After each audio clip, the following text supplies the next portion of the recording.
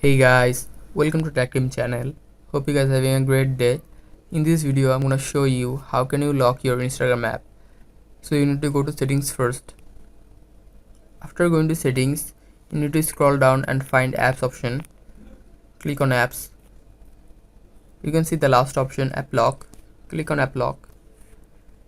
Now in the black screen, you need to put your pattern or fingerprint. After putting your pattern or fingerprint, you can see all the apps here, but if you're unable to find any apps, you can also search for it in the top search bar, just like I'm searching.